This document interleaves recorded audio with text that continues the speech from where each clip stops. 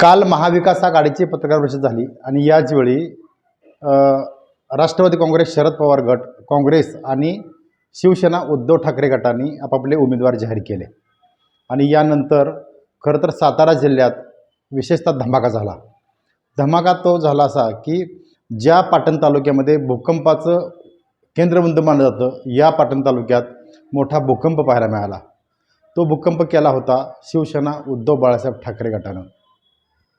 खरं तर उद्धव ठाकरे यांनी पाटण विधानसभा मतदारसंघात शिवसेनाच्या वतीनं हर्षद कदम यांना महाविकास आघाडीची उमेदवारी जाहीर केली आणि खऱ्या अर्थानं मोठा भूकंप पाहायला मिळाला.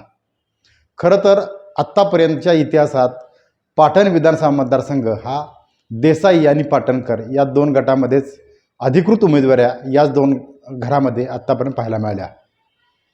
मात्र गेल्या अनेक वर्षापासून पहिलीच वेळ सामान्य माणसाच्या घरात ही अधिकृत उमेदवाऱ्या मोठ्या पक्षांच्या गेल्या आणि याचं समाधान देखील सर्वसामान्य लोकांना पाहायला मिळालं.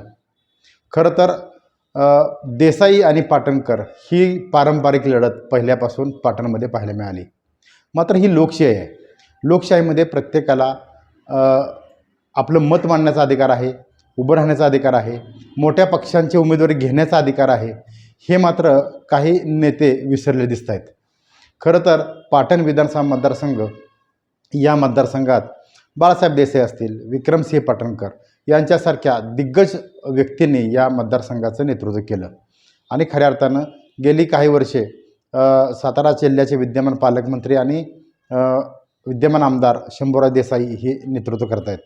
मात्र गेल्या 2.5 वर्षापूर्वी मोठी घडामोड झाली आणि शंभूराज देसाई यांनी उद्धव ठाकरे यांच्यापासून दूर होत त्यांनी एकनाथ शिंदे यांच्यासोबत जाण्याचा निर्णय घेतला.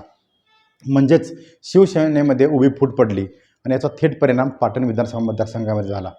आणि त्याच दिवसापासून शंभूराज देसाई यांना शह देण्यासाठी हर्षद कदम यांच्यासारखा चेहरा हा उद्धव ठाकरे यांनी समोर आणला आणि खऱ्या अर्थानं त्या दिवसापासूनच शिवसेनेमध्ये मोठा संघर्ष पाहायला मिळाला आणि हर्षद कदम यांना मोठी ताकद हे उद्धव बाळासाहेब ठाकरे यांनी दिली.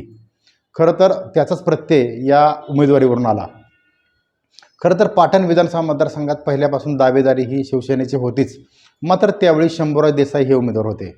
मात्र यावेळी खरं तर महाविकास आघाडी झाली आणि या महाविकास आघाडीमध्ये शरद पवार यांचे राष्ट्रवादी, याचबरोबर काँग्रेस आणि तिसरा म्हणजे उद्धव ठाकरे हे तिघं एकत्र आले आणि यावेळी असं वाटत होतं की ह्यावेळी ही जागा जी आहे ते पाटणची जागा ही राष्ट्रवादीला मिळेल अशी कार्यकर्त्यांची आशा होती, म्हणजे तुतारी चिन्हावर. मात्र सध्याची राजकीय जर परिस्थिती सातारा जिल्ह्यातील पाहिली तर 8 विधानसभा मतदारसंघामध्ये 6 मतदारसंघावर शरद पवार यांनी दावा केलेला आहे.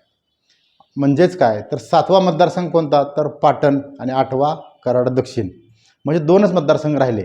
म्हणजे अशा परिस्थितीमध्ये जर 6 मतदारसंघ शरद पवार घेऊन 7वा मतदारसंघ जर पाटण मागत असतील तर याला उद्धव ठाकरे यांनी विरोध केला. एकेकाळी याच जिल्ह्यामध्ये उद्धव ठाकरे यांना नेतृत्व मानणारे 1995 साली सदाभाऊ सपकाळ यांच्या माध्यमातून इथं आमदारकी मिळाली. त्यानंतर नाईक निंबाळकर म्हणजे रणजितसिंह नाईक निंबाळकर यांचे वडील हिंदूराव नाईक निंबाळकर हे सुद्धा खासदार झाले आणि त्यानंतरच्या काळामध्ये शंभूराज देसाई यांच्या रूपानं धनुष्यबाणावरचा इथं आमदार मिळाला. त्यानंतरच्या गेल्या निवडणुकीमध्ये महेश शिंदे यांच्यासारखा आमदार हा धनुष्यबाणावर उद्धव ठाकरेंना मिळाला.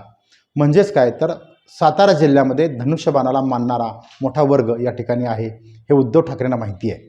यामुळं सातारा जिल्ह्यातील 8 विधानसभा मतदारसंघात एक ही जागा उद्धव ठाकरे घेणार नाहीत असं होणार नव्हतं. यासाठी काही दिवसापूर्वी उद्धव ठाकरे यांनी खरं तर सत्यजित पाटणकर यांच्यासमोर प्रस्ताव मांडला होता की सत्यजितसिंह पाटणकर यांनी मशाल चिन्हावर ही निवडणूक लढवावी.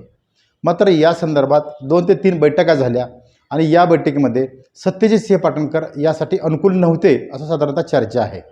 म्हणजेच काय तर पहिला प्रस्ताव हा उद्धव ठाकरे यांनी सत्यजितसिंह पाटणकर आणि त्यांच्या गटासमोर ठेवला होता की सत्यजितसिंह पाटणकर यांची ताकद पाटणमध्ये आहेच मोठी, ते शंभूराज देसाई यांना शह देऊ शकतील, यासाठी पर्याय असा होता की इथली जागा राष्ट्रवादीला देऊ शकत नाही, शिवसेना सोडू शकत नाही. यामुळं सत्यजित सिंह पाटणकर यांनी शिवसेनेत प्रवेश करावा आणि मशाल हाती घेऊन निवडणूक लढवावी. मात्र यासाठी सत्यजित सिंह पाटणकर यांनी विरोध केला आणि यानंतर ज्या घडामोडी घडल्या यामुळं ठाकरे यांनी मोठा निर्णय घेतला, तो म्हणजेच हर्षद कदम यांच्यासारखा त्यांचा जो मोहरा आहे, त्यांच्यावर निष्ठावान प्रेम करणारा जो जिल्हा प्रमुख आहे, या जिल्हा प्रमुखाच्या सामान्य शेतकरी कुटुंबातील मुलाला शंभूराज देसाई यांच्या विरोधात अधिकृत उमेदवारी घोषित केली. खरं तर या उमेदवारीनंतर काल संध्याकाळी 7 वाजता ही उमेदवारी घोषित झाली. यानंतर संपूर्ण सातारा जिल्ह्यामध्ये मोठ्या चर्चांना उधाण आलं. काय चर्चा सुरू आहेत ते आपण पाहणार आहोत. खरं तर सत्यजित पाटणकर यांनी 2014ची निवडणूक लढवली. यामध्ये त्यांचा पराभव झाला 18,824 मतांनी आणि 2019च्या गेल्या वेळच्या निवडणुकीमध्ये 14,175 मतांनी सत्यजित पाटणकर यांना शंभूराज देसाई यांनी पराभूत केलं. खरं तर यावेळी मोठी फाईट होईल आणि अजूनसुद्धा तो चान्सेस आहेत असं, त्यामुळं जे सत्यजित पाटणकर यांचे प्रयत्न सुरू होते. गेल्या 2 ते 3 वर्षापासून जोरदार त्यांनी प्रयत्न केले होते. मात्र त्यांना उमेदवारी न मिळाल्यामुळं आता एक पाटण विधानसभा मतदारसंघात वेगळी परिस्थिती निर्माण झाली आहे. त्यातच गेल्या लोकसभा निवडणुकीमध्ये सत्यजित सिंह पाटणकर यांनी खासदार श्रीनिवास पाटील यांचे सुपुत्र सारंग पाटील यांच्या लोकसभेच्या उमेदवारीला उघडपणे विरोध केला. या विरोधामुळं संपूर्ण पाटण तालुक्यातील वातावरण हे ढवळून निघालं आणि याचे प्रत्यय या विधानसभेच्या निवडणुकीच्या याच उमेदवाराच्या घोषणामध्ये झाले. खरं तर म्हणजेच काय, खरं तर सबका वक्त आता है असं म्हणलं जातं. खरं तर ज्यावेळी सत्यजित पाटणकर यांनी मुवमेंट घेऊन शरद पवार यांच्या समोर आणि जाहीर सभेमध्ये सुद्धा खासदार श्रीनिवास पाटील यांना विरोध केला, सारंग पाटील यांना विरोध केला, तेच त्यांना बुमरँग होऊन सध्या या निवडणुकीच्या या महाविकास आघाडीच्या उमेदवारीमध्ये भोगायला आलं असं एकंदरीत बोललं जातं आहे. खरं तर सत्यजित सिंह पाटणकर यांना उमेदवारी न मिळण्याचं हे महत्त्वाचं कारण हे आहे की गेल्या लोकसभेच्या निवडणुकीमध्ये त्यांनी हक्काची सीट जी सातारा लोकसभा मतदारसंघाची होती ती पराभूत होण्याला हे सत्यजित सिंह पाटणकर कारणीभूत आहेत. त्यांनी जर त्यावेळी श्रीनिवास पाटील अथवा सारंग पाटील यांच्या उमेदवारीला पाठिंबा दिला असता तर आत्ता सध्या चित्र हे वेगळं पाहायला मिळालं असतं. हा एक कंगोरा खूप महत्त्वाचा आहे. दुसरा विषय असा आहे की सत्यजित सिंह पाटणकर यांना महाविकास आघाडीतून उमेदवारी नाकारण्याचं तिसरं कारण असं आहे की त्यांचा असलेला स्वभाव. खरं तर सत्यजित सिंह पाटणकर हे खूप शांत स्वभावाचे आणि मनमिळाऊ आहेत. मात्र खरं तर ते स्पष्ट कमी बोलतात आणि कार्यकर्त्यांच्या जवळसुद्धा आपलं मत व्यक्त करत नाहीत. हा एक त्यांच्याच कार्यकर्त्यांचा हा एक आरोप आहे की बच्चूदादांचं नक्की चाललं आहे काय, कोणती मुवमेंट चालू आहे. समोर एवढा मातब्बर शंभूराज देसाई यांच्यासारखा उमेदवार असताना सर्व पक्षातील घटक पक्षांना एकत्र सत्यजित पाटणकर घेत नाहीत असा एकंदरीत त्यांच्यावर आरोप होतो आहे. म्हणजेच एकंदरीतच काय तर सत्यजित पाटणकर यांना महाविकास आघाडीतून डावललं गेलेलं आहे आणि याचा थेट कसा फायदा हर्षद कदम उचलतात हे पाहणं देखील महत्त्वाचं आहे. त्यानंतरचा विषय असा आहे की हर्षद कदम हे उमेदवार नौखे जरी असले तर त्यांच्या मागं छुपी ताकद मोठ्या प्रमाणात आहे. महाविकास आघाडीच्या माध्यमातून हर्षद कदम यांनी लोकसभेला केलेलं काम हे सगळ्या जिल्ह्याला परिचित आहे. हर्षद कदम यांनी संपूर्ण जिल्ह्यामध्ये जरी राष्ट्रवादी शरद पवार यांचा गटाचा उमेदवार शशिकांत शिंदे जरी असले तरी मोठी ताकद ही शिवसेनेच्या माध्यमातून अत्यंत प्रामाणिकपणे हर्षद कदम यांनी त्यांच्या पाठीशी उभी केली. आणि हीच वेळ आहे की ही केलेली परतफेड हे राष्ट्रवादी काँग्रेस कशी परतफेड करतं शिवसेनेच्या उमेदवाराला हे पाहणं देखील महत्त्वाचं आहे. दुसरा मुद्दा जो उद्धव ठाकरे आणि बाळासाहेब ठाकरे यांना मानणारा मोठा गट हा पाटण तालुक्यामध्ये आहे. तो संपूर्ण गट जो आहे तो हर्षद कदम यांच्या पाठीशी राहील.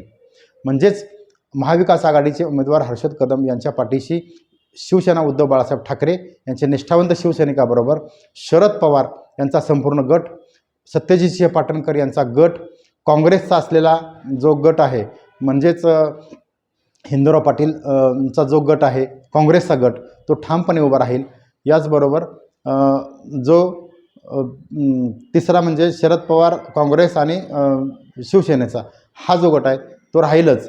मात्र महत्त्वाचे म्हणजे छुपी ताकद मोठ्या प्रमाणात हर्षद कदम यांच्या पाठीशी उभी राहील. त्याचं कारण असं आहे की आत्तापर्यंत देसाई पाटणकर या दोनच गटात राहिलेलं हे पाटणचं राजकारण आता तिसऱ्या घरामध्ये जाऊ येते. म्हणजे काय, लोकशाहीच्या माध्यमातून सामान्य माणसाला ही उमेदवार मिळते. यामुळं याचा हा एक मानणारा वर्ग आहे की आम्हाला वेगळा माणूस, सामान्य घटकातला माणूस आमदार झालेला पाहिजे आहे. यामुळं हर्षद कदम यांच्या पाठीशी ही ताकद उभी राहू शकते. आगामी काळामध्ये बऱ्याच काही घडामोडी होतील.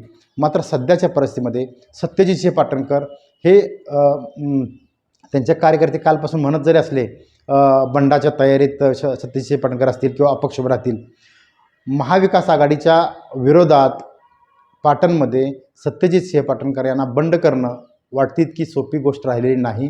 कारण उघडपणे शरद पवार हे कुठल्याही स्टेजवर येऊ शकणार नाहीत, जयंत पाटील कुठल्या स्टेजवर येऊ शकणार नाहीत, काँग्रेस त्यांच्या पाठीशी राहणार नाही. अशा परिस्थितीमध्ये खऱ्या अर्थानं 6 जागा, 8 पैकी 6 जागा सन्मानानं या शरद पवार गटाला दिलेल्या आहेत. या 6 जागेच्या ठिकाणी उद्धव बाळासाहेब ठाकरे यांची शिवसेना निष्ठापणे काम करणार आहे. आणि या मतदारसंघामध्ये सुद्धा शरद पवार यांचा गट आणि काँग्रेस ही हर्षद कदम यांच्या पाठीशी उभे राहील असं एकंदरीत साधारणतः चित्र दिसतं आहे.